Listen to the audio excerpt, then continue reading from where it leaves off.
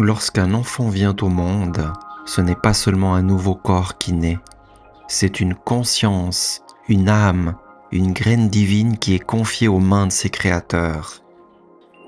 Et dès cet instant, quelque chose s'invite dans la relation. Accueillir un enfant, ce n'est pas simplement veiller à ses besoins de base, c'est répondre à une mission profonde, presque sacrée, celle d'accompagner cette graine dans sa croissance, jusqu'à ce qu'elle devienne un arbre solide, libre et conscient de ce qu'il est. Nourrir, protéger, aimer, ce sont là des gestes essentiels, mais ils prennent une autre dimension lorsqu'on les comprend dans leur vraie nature, celle d'accompagner un être humain dans son incarnation.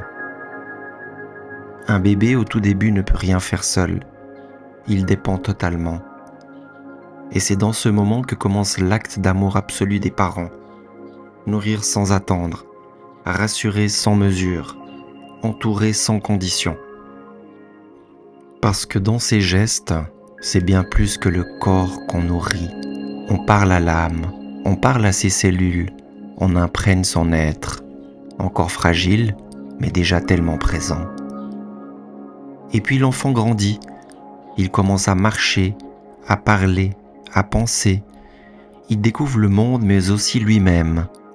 Et chaque mot, chaque regard, chaque réaction du parent devient un message qui s'exprime au plus profond de lui. Ce qu'il reçoit là dans ses premières années formera le socle sur lequel il construira le départ de sa vie intérieure. C'est là qu'intervient la responsabilité, parce qu'en tant que parent, on est gardien de cette terre intérieure. On l'arrose ou on la sèche. On y plante des graines de confiance ou de doute, d'amour ou de peur. Parfois, à mesure que l'enfant devient autonome, les gestes d'amour deviennent mécaniques, les attentions se concentrent sur le quotidien, l'organisation, les devoirs, les règles, et petit à petit, sans s'en rendre compte, on oublie de revenir à l'essentiel, ce lien vivant avec cette part sacrée en lui. Et pourtant, cet enfant intérieur reste là, même une fois adulte, même dans le tumulte de la vie. Et si l'on ressent parfois un vide, une soif de sens, un besoin d'autre chose, c'est souvent lui qui appelle.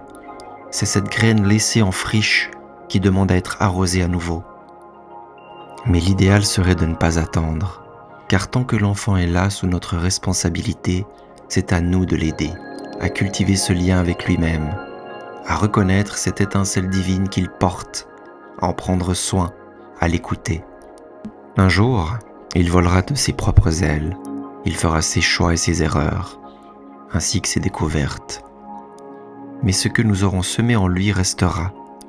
Il saura d'où il vient, il saura qu'il est, et il saura qu'il est amour. Alors, être parent, ce n'est pas seulement accompagner un enfant vers l'âge adulte, c'est l'aider à se rappeler, dès le début, qu'il porte déjà en lui tout ce dont il a besoin pour devenir un être libre, conscient et aligné.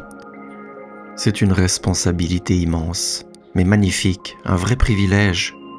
Et il suffit souvent de revenir à la simplicité, aimer, écouter, regarder, nourrir. Pas seulement le corps mais l'âme, car c'est cela en vérité la mission la plus noble d'un parent. Gratitude.